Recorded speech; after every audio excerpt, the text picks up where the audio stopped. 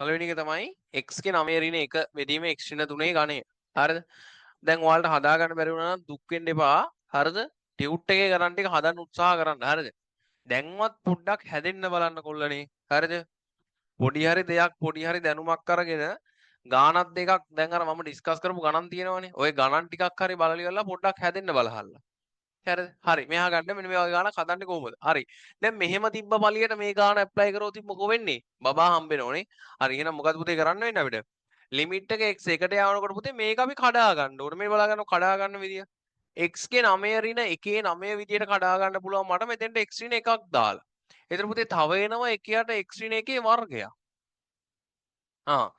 දැන් මට කියන්න පුතේ ලිමිට් එක මට වෙන් කර ගන්න පුළුවන්. මොකද සීමාවේ නීති වලට අනුව මේ අදාළ පද දෙකට මට වෙන වෙනම ලිමිට් එක දා ගන්න පුළුවන් පුතේ. ලිමිට් එක x එකට යනකොට x ගේ 9 ඍණ 1 9 බෙදීම x ඍණ 1 කියන එකට පුතේ මම දැන් අර කලින් ලියපු සූත්‍රය දා ගන්න පුළුවන්.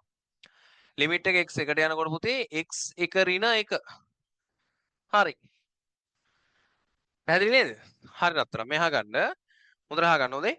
දැන් මේකේ මොකෝ වෙන්නේ? මේකට මට අර සූත්‍රය ගෙලින්ම ඇප්ලයි කරන්න පුළුවන් පුතේ 9 වතාවක් 1 8 වතාවක් පුතේ මෙතන මොකද්ද වෙන්නේ ලිමිට් එක x එකට ගියාට පස්සේ 1යට බිඳුව පුතේ හරිද 1යට බිඳුව අපි කියන්නේ මොකද්ද මෙතන 9යි 9 බෙදීම බිඳුව පුතේ මොකටද යන්නේ ධන අනන්තයට තමයි යන්නේ පැහැදිලි නේද හරි ඔන්න අපේ ආන්සර් එක ධන අනන්තයයි